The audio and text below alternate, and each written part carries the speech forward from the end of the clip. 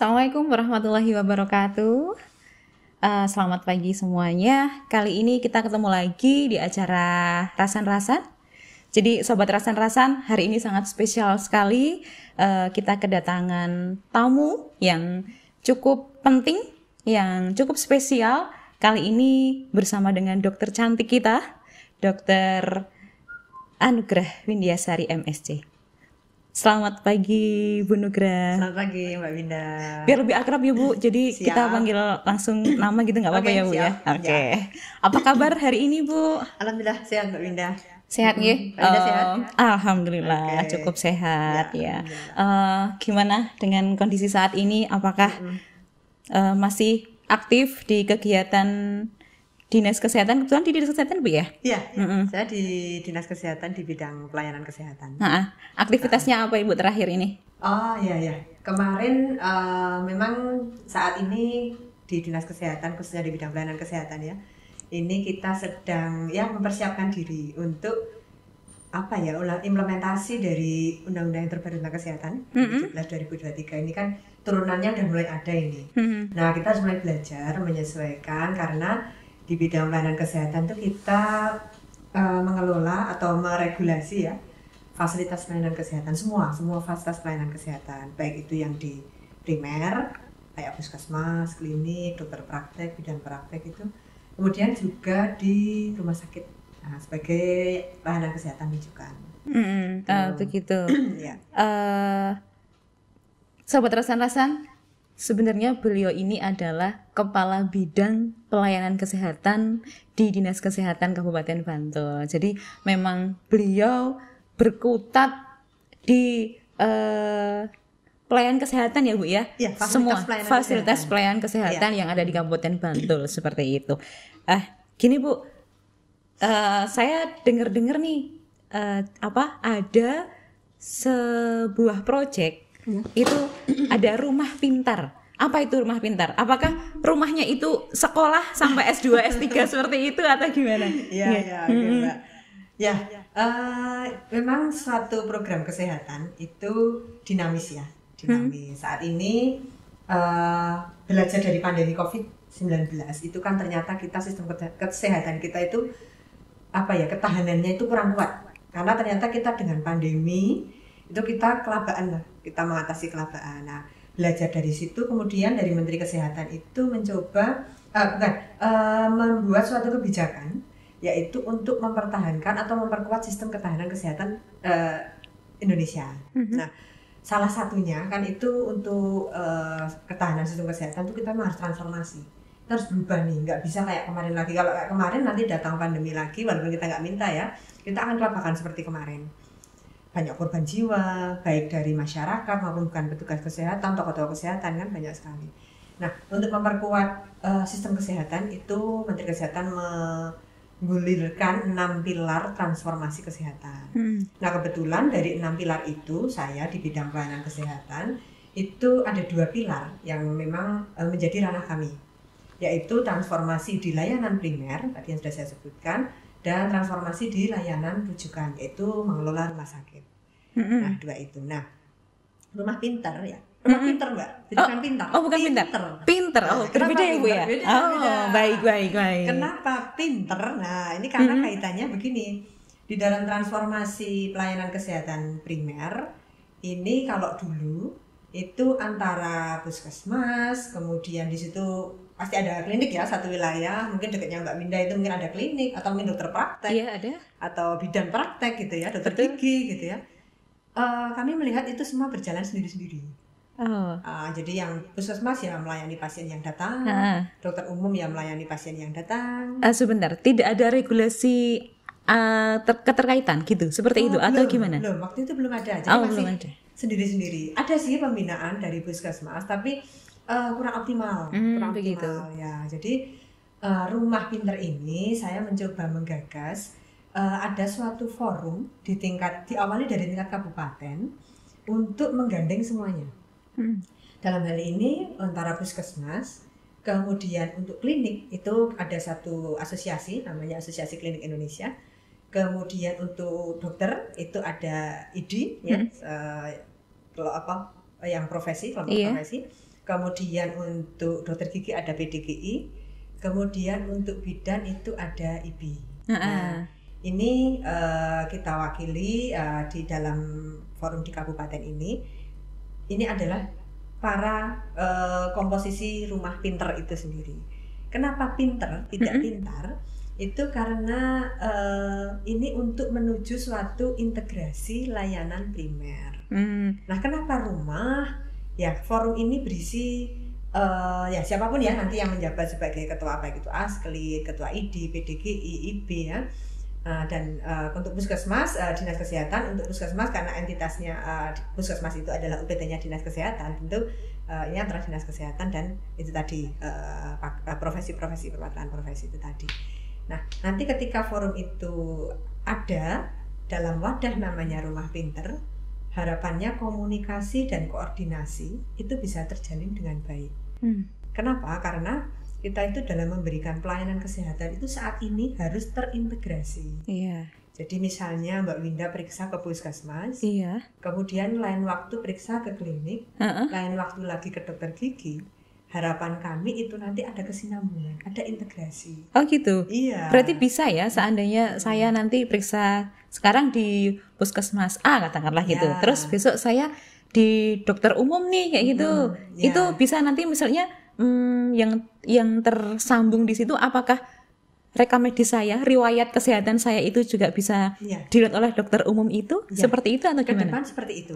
Jadi memang prosesnya panjang untuk menuju ke situ. Saat ini kami baru merintis dari sisi regulasi dulu. Dari sisi regulasi kami saat ini sedang menyusun MOU tentang jejaring pelayanan kesehatan primer ini dulu. Begitu. MOU itu antara bupati dengan asosiasi klinik, ID, PDGI dan IBI. Untuk saat ini ketuanya siapa Ibu? Sudah ada atau sudah ada? Dari masing-masing ketua profesi tadi, organisasi profesi tadi. Oh gitu. Yang Rumah Pinter sendiri itu ketua secara umum? Rumah Pinter tidak ada organisasi disebut ketua itu belum kita bentuk. Ke depan iya, karena kita baru proses penyusunan regulasi dulu. Kita baru membuat MOU, kemudian PKS-nya itu antara dinas kesehatan tentunya dalam hal ini mewakili 27 puskesmas. Kemudian dengan sama tanda tangannya nanti dengan organisasi profesi tadi yang saya sebutkan. Harapannya apa Mbak Winda kalau seperti itu? Karena kami ingin yang jelas pertama ya, Menteri Kesehatan itu punya program yang cukup besar. ILP ya, sudah sering kita dengar mungkin ya sejak tahun kemarin ILP, integrasi layanan primer. Ini kayaknya baru booming ya sobat rasan-rasan yang punya ILP. Nah ini baru menggema di khususnya di seantero Bantul seperti itu. ILP. Nah itu mungkin bisa diceritakan sedikit tuh ILP itu seperti apa? Jadi ILP itu memang salah satu gagasan untuk mengintegrasikan layanan primer dari tingkat kalau mungkin kalau di kecamatan Kapanewon itu puskesmas itu terintegrasi dengan di desa ada di SU ada pustu, kemudian terintegrasi lagi ke dusun, di dusun ada posyandu, turun lagi kader.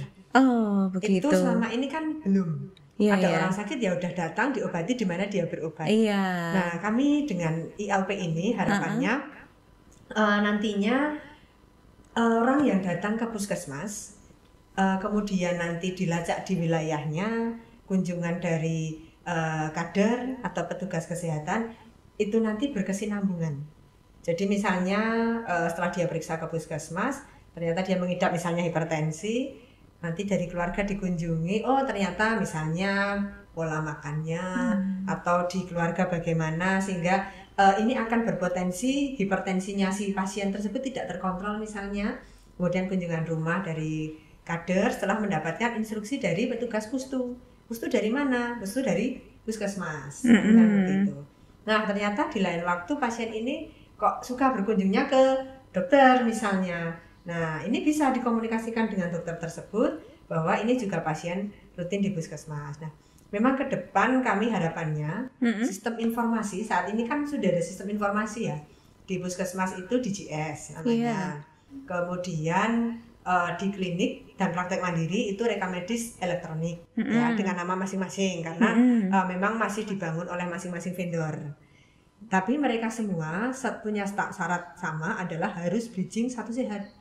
Nah, dengan modal itu, dengan puskesmas sudah bridging 1 sehat, RME atau rekam medis elektroniknya klinik, bidan, dokter, ini nanti ke depan ya, proses ini semua kan berproses ya, itu juga bridging 1 sehat, ke depan ini akan kita bridgingkan. Oh begitu. Jadi antar sistem informasi tadi. Iya. Nah, kalau sudah begitu, tadi yang saya sampaikan, orang yang periksa di satu Fasiankes itu akan dilihat oleh Fasiankes lain selama dengan basis NIK ya, karena kita kan data yang yang bisa menyatukan itu kan data NIK. Nah, dengan NIK itu nanti akan terlihat dia perjalanan penyakitnya itu apa saja, sehingga harapannya dengan sudah terintegrasi ini nanti dengan adanya rumah pintar, jadi diawali di forum di kabupaten tadi, nanti harapannya turun ke bawah di Kapanewon, desa, dusun itu benar-benar terintegrasi. Mungkin selama ini contoh misalnya Posyandu.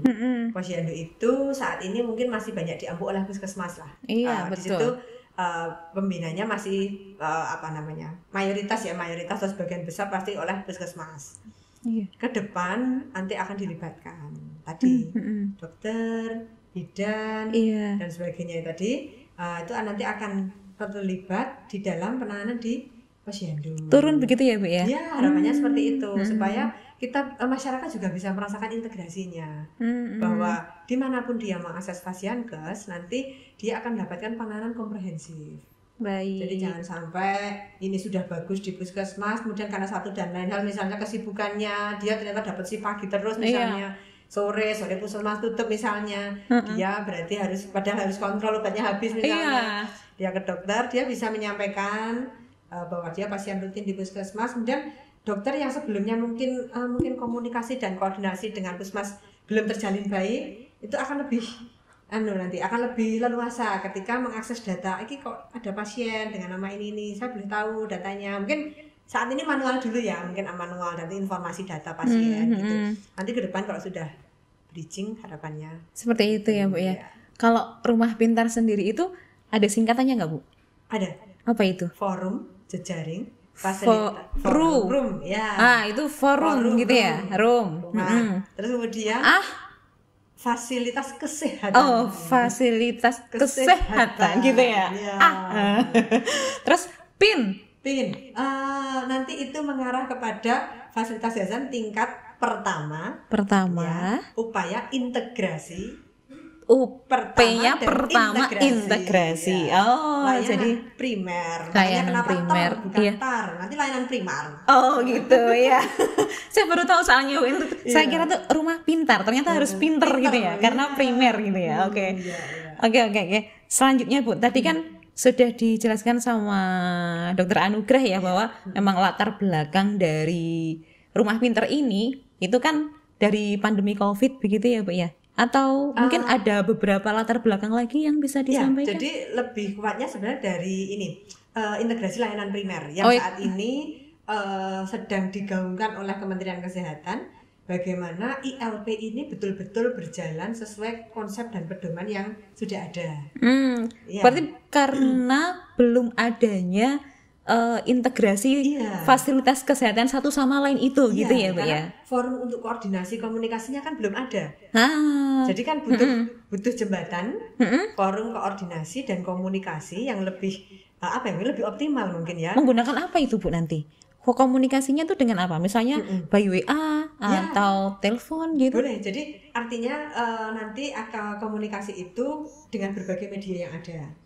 Bisa misalnya nanti di puskesmas saat ini kan sudah punya masing-masing punya ini ya, istilahnya apa, jejaring namanya. Kalau di jejaring ini sudah ada, mereka juga sudah rutin melakukan pembinaan, mungkin melalui WA group dulu. Kemudian nanti ya itu tadi yang saya sampaikan, karena ini Fasiankes, nanti komunikasi dan koordinasinya melalui sistem informasi tadi, bridgingnya rekam medis elektronik dari masing-masing Fasiankes. Memang proses ini memang tidak bisa instan, tapi kalau tidak diawali dengan sebuah langkah, ini tidak akan maju. Ya, makanya memang nanti prosesnya bertahap, sedikit demi sedikit kita ada progres gitu untuk tadi supaya ILP di Kabupaten Bantul ya khususnya kami ingin betul-betul bisa dirasakan manfaatnya oleh masyarakat dan juga kita ya sebagai untuk yang penanggung jawab pembangunan kesehatan ya di Kabupaten Bantul, Sehingga ketika mungkin dari Kementerian Kesehatan melakukan monitoring atau evaluasi kepada Dinas Kesehatan ini akan didapatkan istilahnya hasil yang optimal betul. Jadi jejaring ini betul-betul sudah kita bahasanya wong Jawa ini dirangkul. Dirangkul untuk mereka, ayo sama-sama kita ngopeni masyarakat. Sehingga program-program kesehatan yang memang ditujukan untuk masyarakat itu bisa betul-betul dirasakan manfaatnya oleh semua masyarakat, semua lapisan. Karena dulu kan mungkin terbatas hanya masyarakat yang mau mengakses puskesmas atau ada waktu ya.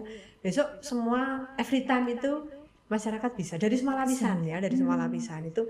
Saya ada pasien, ada masyarakat yang dia tuh minatnya di klinik A ini, udah lanjut di situ. Iya, kadang-kadang sudah kita udah nggak bisa, kalau nggak kesini tuh nggak nyontok gitu. Nah, itu nggak apa-apa. Nanti di dalam ILP ini kan ada salah satu kegiatan yang utama itu adalah screening kesehatan.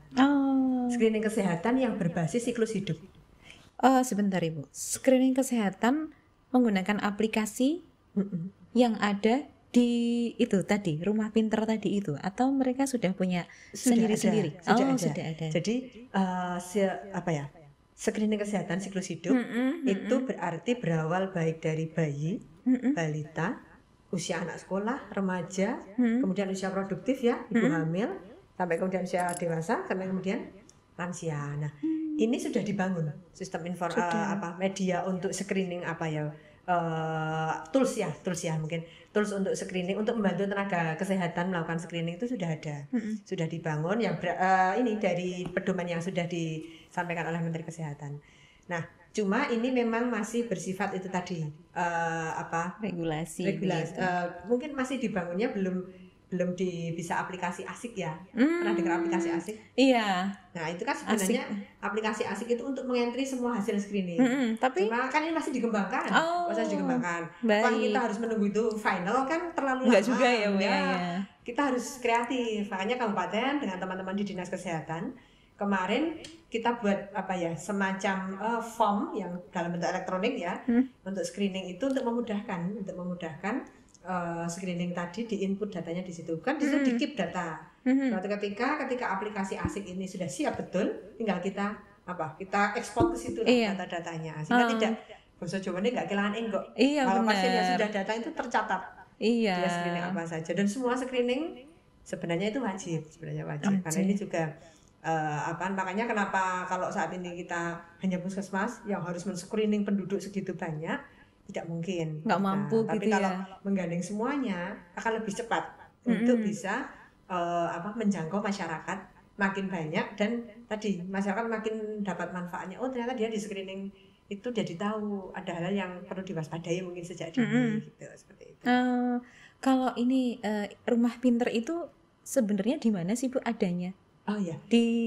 Memang ada lokasi khusus tersendiri atau gimana? Nah, dia adalah karena itu suatu forum komunikasi dan koordinasi ya. Nah, itu embrionya pertama di kabupaten. Di Dinas Kesehatan gitu khususnya. Ya, kita yang membangun di Dinas Kesehatan. Nanti secara kalau kedudukan kemudian kayak kantor itu ya belum. Jadi karena ini adalah suatu wadah dulu, ada suatu forum komunikasi dan koordinasi dulu. Nah, nanti kalau itu sudah juga cukup settle, mungkin perlu ada satu sekretariat misalnya, nanti ke depannya mungkin perlu. Tapi saat ini masih bentuknya untuk forum komunikasi dan koordinasi dulu. Itu di kabupaten. Nah, nanti turun ke bawah ya ini oleh teman-teman Fasiankes primer, jejaring-jejaringnya teman-teman puskesmas dan jejaring di wilayahnya, seperti itu. Terus kan ada rumah sakit ya Dok ya, terus ada puskesmas, klinik, dokter praktek, kemudian bidan mungkin, itu ada peran-peran mereka seperti apa Bu? Iya betul Mbak. Nah terkait peran memang ini ada pembagian peran nih dari masing-masing stakeholder tadi, itu ada pembagian peran. Nah ini dari Menteri Kesehatan sudah dibekali juga, sudah dibekali yang namanya Care Pathways. Apa itu? Nah Care Pathways itu adalah satu mungkin kalau di bahasa Indonesia kayak perawatan yang berkolaborasi gitu ya. Jalur perawatan yang berkolaborasi. Kenapa ini Care Pathways ini dimunculkan ya di tingkat layanan primer? Kalau dulu di rumah sakit itu kan ada clinical pathway. Clinical pathway kan karena orang datang jelas dia punya di rumah sakit, dia punya sakit, yang harus ditangani, maka jalur untuk penanganannya demikian ini, lintas profesi, kolaborasi interprofesi seperti itu. Nah, di layanan primer, karena tadi saya sampaikan bahwa layanan primer itu kan integrasinya dari tingkat puskesmas, Kapanewon, kemudian sampai ke dusun nih. Di dusun itu ada siapa? Ada masyarakat, dalam hal ini ada kader. Ya, diwakili kader dengan posyandunya. Kemudian di pustu ada perawat, ada bidan ya. Kemudian di puskesmas ada teman-teman nakes gitu. Iya. Nah, care pathways ini nanti ada pembagian peran. Di situ ada nanti kalau mungkin Mbak Winda lihat itu ada pedomannya, itu ada warna-warna yang berbeda. Ada pink, kuning, biru, itu menunjukkan peran. Contoh, masyarakat melakukan screening TB. Mungkin kalau masyarakat cukup dengan mewaspadai, mungkin di wilayahnya ada orang dengan batuk kok cukup lama, nggak sembuh-sembuh, sering terlihat gonta-ganti obat batuk gitu ya. Nah itu dengan itu dia sudah bisa men-screening nih, ini mengarah ke kecurigaan TB. Itu tugas kader berarti Bu? Ya, bisa dilakukan oleh kader. Kemudian ternyata dia perlu diperiksa lebih lanjut. Beranjaklah ke fasilitas pelayanan kesehatan yang primer. Primernya itu bisa di klinik bisa, dokter praktek bisa, puskesmas juga bisa. Ini perannya mungkin hampir sama, sesuai kompetensi. Oh ya. Sesuai kompetensi. Kemudian ternyata perlu rujukan nih. Apakah cukup di labnya puskesmas atau harus kabupaten? Di kabupaten kita punya lab Kesda. Oh begitu. Nah, lab Kesda itu disebut juga lab Kesmas yang tingkat 2 ya. Sudah bisa diakses untuk umum ya Bu ya berarti? Bisa juga. Nah, lab Kesda kan punyanya Dinas Kesehatan juga ya. UPT-nya Dinas Kesehatan juga. Tuh, kemudian nanti kalau ternyata itu berlanjut, ternyata misalnya terdiagnosa TB, tapi kok ternyata TB-nya udah tidak mampu dengan obat yang ada di puskesmas misalnya. Iya. Nah, dia perlu rujukan ke rumah sakit. Nah, itu ada lagi pembagian peran rujukan di rumah sakit. Dalam care pathway itu sudah ada nanti jalur-jalurnya, perannya apa, sampai di mana, kemudian apa yang dilakukan. Nah, kemudian pencatatan pelaporannya, ini jangan sampai lupa. Jadi endingnya adalah pencatatan pelaporan harus tetap di mana nih ketika saya menemukan pasien dengan curiga TB misalnya. Dan kalau itu pasiennya ibu hamil, sama kader kan bisa juga melakukan kunjungan di rumah pada ibu hamil. Mungkin kehamilannya mungkin beresiko, bidan di puskesmas belum bisa mengunjungi, bisa titip melalui kadernya. Kemudian ternyata ibu hamil ini kok lebih dekat ke bidan A misalnya, boleh bidan A itu melakukan screening sama ibu hamil tadi. Gitu ya. Bidan itu mungkin bisa sampai ke anak ya, balita, bisa melakukan screening juga. Jadi pembagian peran itu juga melihat kewenangan dan kompetensi masing-masing fasiankes tadi. Baik. Terus dari rumah pinter ini tuh apa ya? Maksudnya manfaat apa sih sebenarnya yang akan disampaikan ke masyarakat itu sendiri gitu? Iya. Yang pertama, harapan kami memang ketika pelayanan kesehatan terintegrasi, tentu masyarakat akan mendapatkan pelayanan kesehatan yang komprehensif. Jadi tidak terputus-putus gitu ya. Jadi pelayanannya itu biar si pasien itu bisa, masyarakat itu bisa puas, pelayanan itu bisa komprehensif, ternyata dia bisa di mana saja itu bisa mendapatkan haknya, dilakukan screening.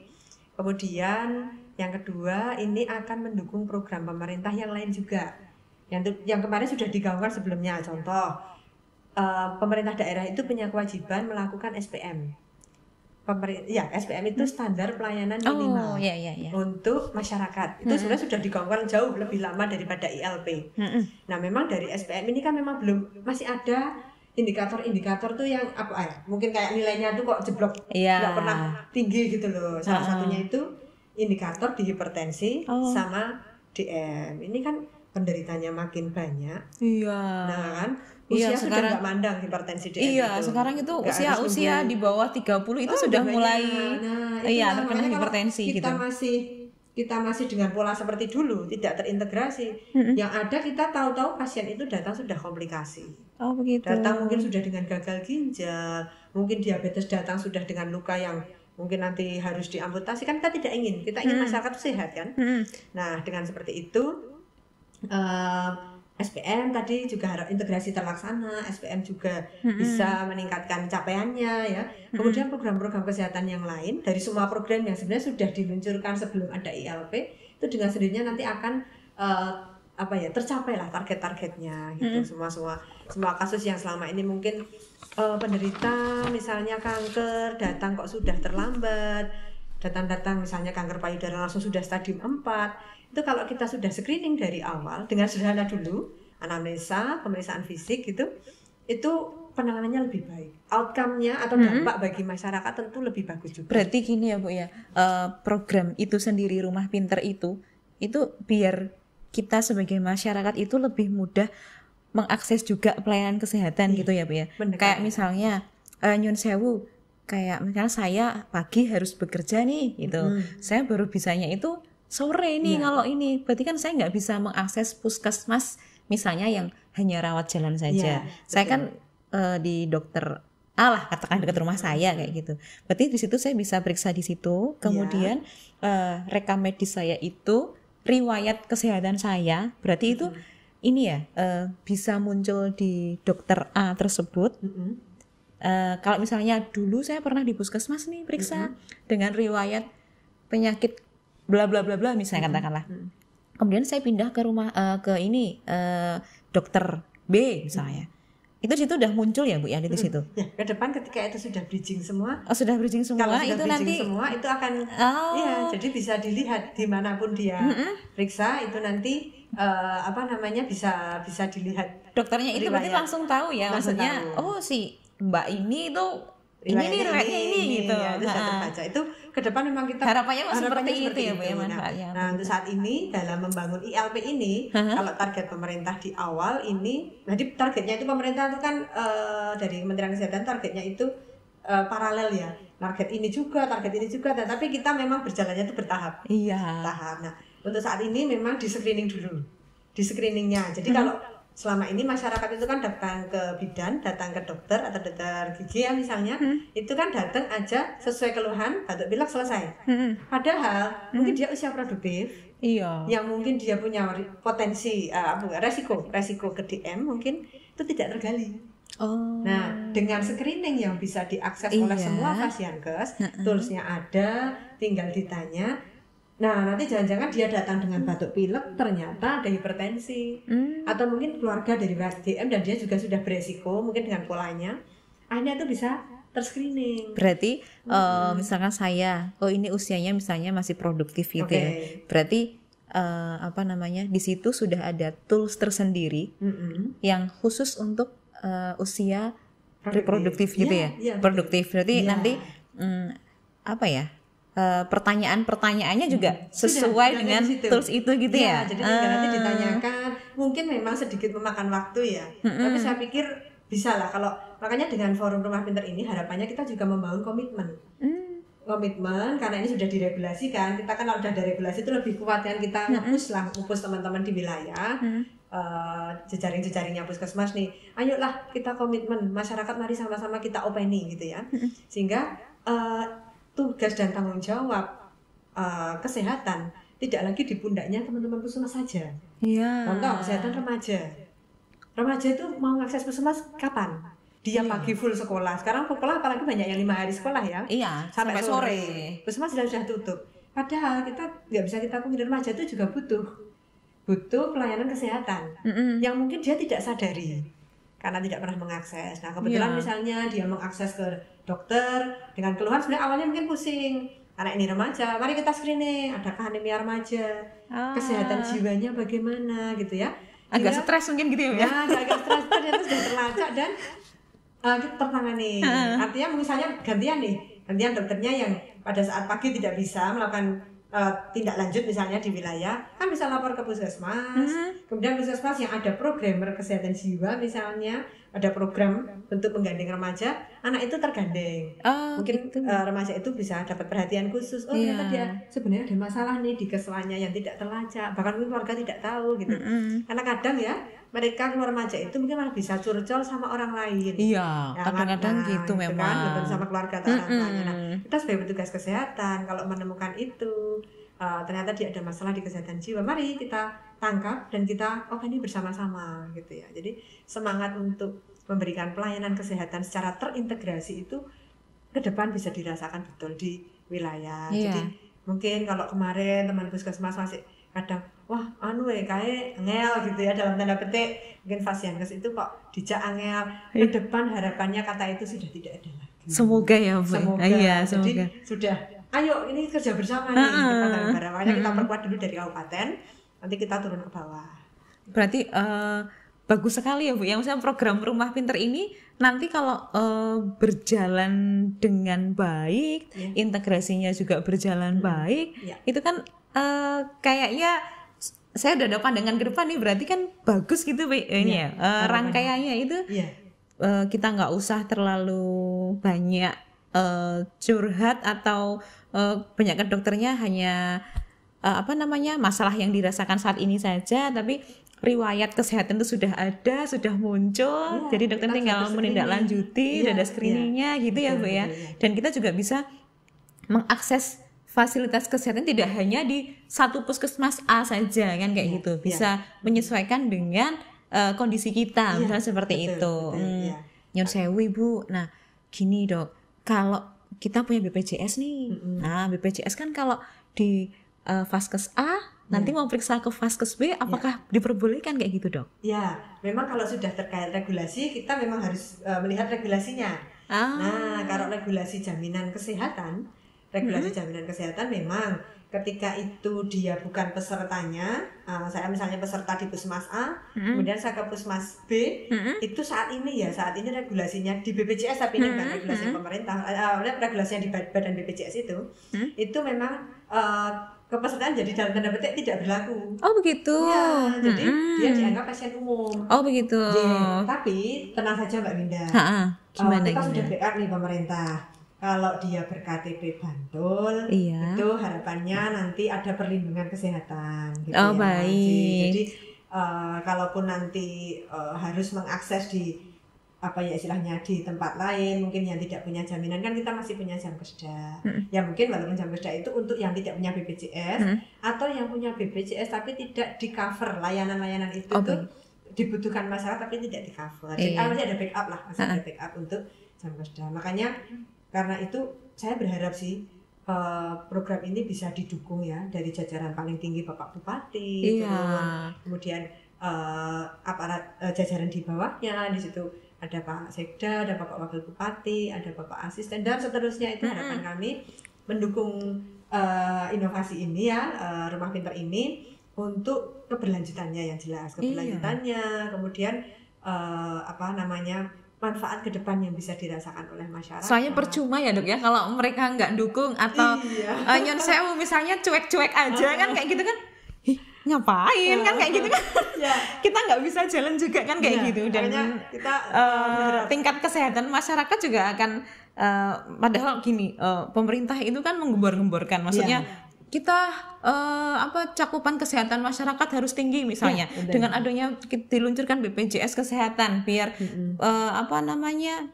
bagi yang sakit tidak mempunyai dana itu bisa tercover. Tapi kalau tidak ada dukungan dari pemerintah daerah khususnya, itu juga akan percuma gitu ya Dok ya. Jadi integrasi ini juga sebisa mungkin juga monggo nanti Bapak Bupati, Bapak Wakil Bupati, Pak Sekda dan jajarannya juga ikut mendukung integrasi ini ya Bu ya, yang rumah pinter ini biar juga masyarakat juga semakin sehat kayak gitu. Nah memang kalau kita memang dituntut ya untuk dari semua program yang memang harus dilaksanakan ya Dinas Kesehatan sebagai kepanjangan tangannya dari pemerintah pusat, dalam hal ini adalah Kementerian Kesehatan, itu harus didukung oleh pemerintah daerahnya. Dukungan itu memang macam-macam ya. Dukungan yang jelas yang tidak berbiaya itu dukungan moral. Betul. Artinya istilahnya doa restu itu sebagai dukungan moral. Kemudian ke depan ya kita tentu kembali ke kemampuan fiskal daerah. Ya pasti nanti perlu dukungan di penganggaran. Oke, mungkin nggak apa-apa sedikit dulu tapi ada. Nah kayak gitu. Untuk saat ini bagaimana Ibu? Ya alhamdulillah sih sudah ada. Sudah ada ya. Dalam hal ini kan seperti Puskesmas itu kan operasionalnya ya, walaupun Puskesmas itu punya kapitasi BPJS, tapi kan ada program-program yang memang harus di backup oleh Pemda. Sehingga ya alhamdulillah saat ini dari Pemda dalam bentuk dukungan materialnya itu ada biaya untuk operasional di Puskesmas ya. Karena memang kalau APBD yang memang harus untuk ranahnya Pemda. Dalam hal ini adalah Puskesmas. Berarti bisa untuk operasional rumah pintar ini ya? Harapannya nanti ini juga didukung itu dalam pelaksanaan koordinasi dan komunikasi, tentu didukung juga penganggaran baik di Dinas Kesehatan maupun juga di Puskesmas. Kemudian untuk yang swasta ya, yang teman-teman swasta, ini juga harapan kami memang bentuk kerjasamanya itu bentuk kerjasama yang sifatnya partisipasi dari swasta gitu ya. Seperti apa itu, Dok? Ya itu, jadi mereka juga ikut mendukung pemerintah dengan support biaya dari mereka untuk melakukan screening pada masyarakat. Screening bagi pasien yang periksa di sana, begitu ya? Harapannya itu ketika sudah di screening dan ditemukan memang itu perlu penanganan lebih lanjut, kan dia bisa kembali kontrol di fasienkesnya dia gitu. Jadi rutin bisa periksa, apalagi kalau nanti ke depan ternyata dia kemudian mau mengakses jaminan gitu kan, mau mengakses jaminan, itu bisa mantepnya di situ, mungkin sebelumnya asuransinya di mana gitu ya, dia kemudian pengen di peserta di situ, itu tidak masalah. Jadi nanti intinya adalah bagaimana masyarakat itu secara akses dia mudah menjangkau fasienkesnya. Gitu. Kayaknya bagus sekali Sobat Rasan-Rasan. Sebentar Dok, ini sudah berjalan berapa lama? Ini baru digagas. Baru dia. Baik, berarti ini adalah gagasan yang sangat baik sekali. Mari kita dukung adanya program rumah pinter ini gitu ya Dok ya, supaya juga ILP di Kabupaten Bantul, integrasi layanan primer, bisa berjalan dengan baik, berjalan sesuai dengan apa yang dimau oleh Kementerian Kesehatan, dan untuk masyarakat di Kabupaten Bantul sendiri bisa mengakses seluruh fasilitas kesehatan dimanapun mereka berada, mendapatkan pelayanan kesehatan dengan baik sesuai kebutuhan mereka, begitu ya Bu ya? Ya. Harapannya begitu sih. Ada lagi mungkin yang mau disampaikan terkait dengan gagasan ide yang cemerlang ini? Mungkin ada pesan-pesan khusus untuk siapa nih kayak gitu? Intinya karena ini kami sedang berproses, tentu dukungan dari pihak terkait langsung ya di dalam rumah pintar itu. Di situ kan ada asosiasi klinik, kemudian ada ID Ikatan Dokter Indonesia cabang Bantul, kemudian ada PDGI cabang Bantul, kemudian ada IBI cabang Bantul. Pihak-pihak terkait yang nantinya akan terlibat dalam forum itu, kami membutuhkan peran serta yang peran serta yang maksimal ya untuk keberlanjutan program ini. Mudah-mudahan nanti ke depan kita bisa mengembangkan lagi fasienkes itu nanti ke depan yang memberikan pelayanan kesehatan ya, mungkin seperti ada apotek. Nah nanti kita ke depan mungkin tahun berikutnya kita bisa menggandeng lagi apotek. Amin. Kita nanti sudah ini terbangun dengan bagus, kita kembangkan lagi dengan mana lagi dengan pihak-pihak yang nantinya sasaran dan tujuannya adalah masyarakat Kabupaten Bantul khususnya ya, yang di wilayah Kabupaten Bantul itu derajat kesehatannya tuh naik gitu ya, meningkat. Oke. Jadi Sobat Rasan-Rasan, mungkin sedikit informasi ya yang sudah bukan sedikit lagi sih sebenarnya ya. Jadi sudah panjang lebar di ngendikake, jelaskan secara jelas oleh Dr. Anugrah terkait apa sih ini rumah pinter. Nah semoga Sobat Rasan-Rasan semua mengerti dan paham apa sih yang akan menjadi harapan dari Dr. Anugrah sendiri ini terkait dengan program rumah pinter, dan harapannya ke depan adalah monggo kita bersama-sama khususnya untuk pemerintah daerah di Kabupaten Bantul juga ikut mendukung baik moral maupun ya segalanya gitu ya Bu ya. Harapannya biar rumah pinter ini berjalan dengan baik, kemudian fasilitas-fasilitas kesehatannya juga terintegrasi dengan baik, kemudian masyarakat juga bisa terlayani dengan baik, tidak ada lagi kasus-kasus yang terlantarkan seperti itu. Begitu? Mungkin sudah cukup ya Bu ya. Kita ngobrol-ngobrol di pagi hari. Mungkin besok kita undang lagi dengan topik yang berbeda, mungkin yang lebih menarik lagi seperti itu ya Bu. Tapi saya terima kasih sekali Dr. Anugrah sudah mau dan meluangkan waktunya Ya. di tengah-tengah kepadatan yang super sibuk sepertinya. Terima kasih Mbak Winda. Iya, Terima kasih sudah diberi kesempatan ngobrol-ngobrol. Saya bisa cerita gagasan saya tentang Siap. rumah pintar ini. Ya tentu dengan ini rasan-rasan harapannya nanti bisa terwujud apa yang menjadi harapan kita bersama. Amin amin ya, sobat rasan-rasan, kita akan bertemu lagi di episode mendatang dengan topik yang lebih menarik. Terima kasih, kegiatan ini bisa berlangsung dengan baik atas dukungan dari Yap Studio dan Advan by Top Komputer. Semoga kita bisa bertemu di lain kesempatan dengan topik yang lebih menarik, dengan tema yang lebih menarik, dan dengan kondisi yang lebih bahagia. Terima kasih. Assalamualaikum warahmatullahi wabarakatuh. Dadah.